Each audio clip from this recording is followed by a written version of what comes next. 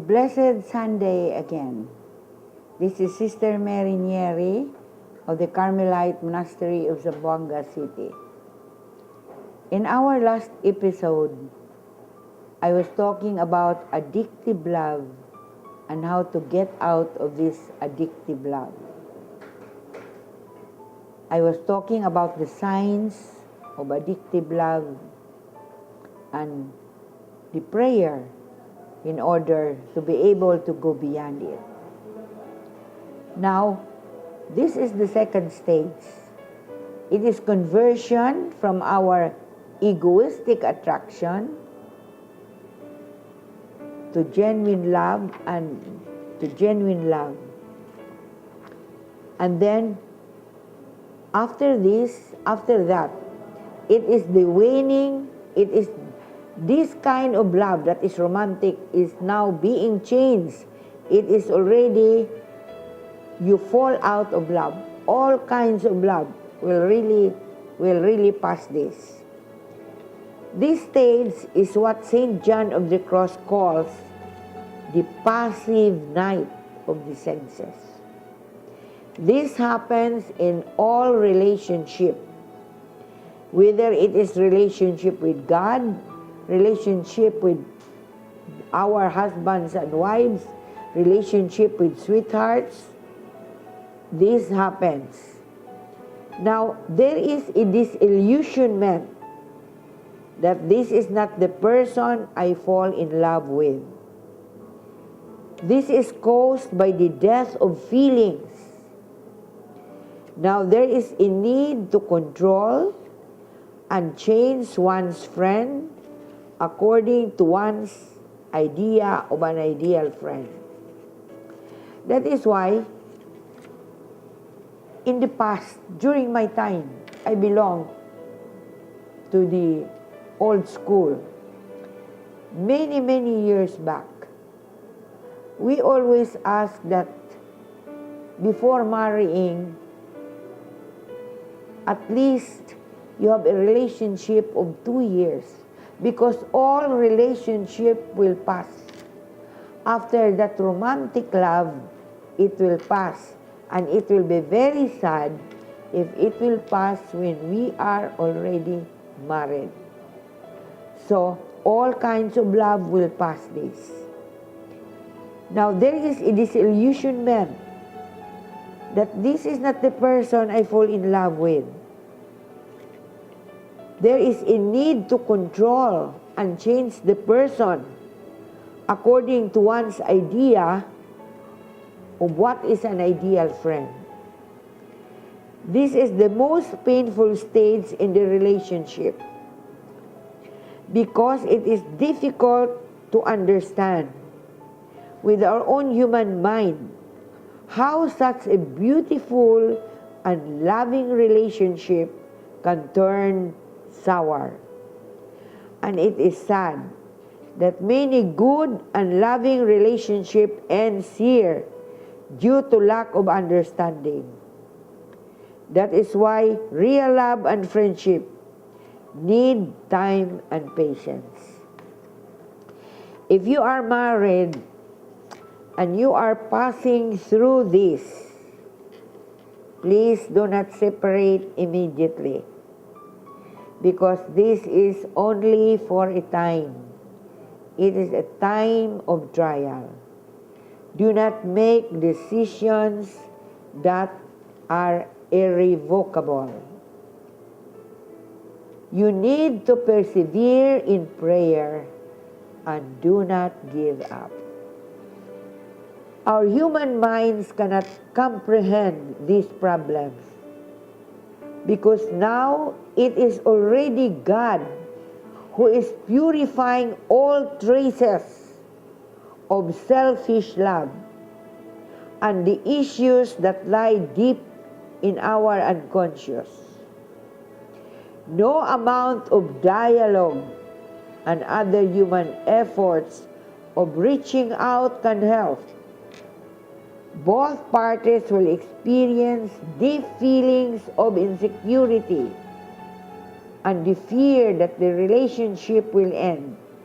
In fact, Many relationships end here for lack of prayer and discernment. But if people persevere to pray and suffer under the loving action of God, God will purify what is needed to be purified. And after having been purified from their addictive clinging, the persons are freed. And somehow, divine providence will see to it that they will be reunited in spite of distance and lack of communication. Then they can move on to the final stage. This is now contemplative love and friendship. Since this stage is devoid of selfishness and addictive clinging, people's love is most fulfilling. There is no more insecurity and jealousy because the painful action of God have set them free. This interior freedom that they enjoy allow each other to be. If they are faithful to listen to the Spirit guiding them every moment, they will continue to grow to love each other in God and all people with the love of Christ. And what I said in the beginning, that all love will eventually end in God's love, because God's love have finally become a reality in their life. They are united in love even if physically they are thousands of miles apart. Here they understand in a new and deeper way what Jesus meant when he said, I am with you always until the end of time. For the physical absence of the beloved is no longer a hindrance to their union. Now they are united in a more intimate way. When spirit meets spirit, there is a union that no human mind can ever comprehend. It is a relationship that one can be intimate without being familiar. One can be exclusive without being possessive. One can be tender and loving without disturbing one's emotion, because it is actually Jesus' love at the very center of their love for each other. This can happen both in celibate love and in married love. Married people who reach this stage begin to love each other very deeply. They do not control each other anymore. They allow the person to be. Here God can use the persons for the spread of His kingdom. Whether you are married or whether you are a religious, when you reach this stage, God will already use you for the kingdom. Having been purified in the painful process of the passive night of purification, St. John of the Cross said that the three virtues, faith, hope, and love, will be transformed into Jesus, faith, hope, and love. Now they are putting on the mind of Christ, as St. Paul said, and their zeal for God's kingdom burns continually in their hearts. If only married couples will understand the time of purification, they will not decide immediately to separate. They will stay in prayer. And if they need to be separated for a while, they can be separated but not that they are going to divorce. It is only so that they will learn to be able to look deeply into themselves. Because this is a time of suffering. That was the dark night. And when you reach this stage that we call contemplative love, St. Paul said, their zeal for God's kingdom burns continually in their heart. And now God will use this couple, or God will use these persons who are celibates in order to spread their kingdom, to spread God's kingdom. That's the reason why many of our workers in the church, whether they are married or whether they are religious, they have not reached this stage.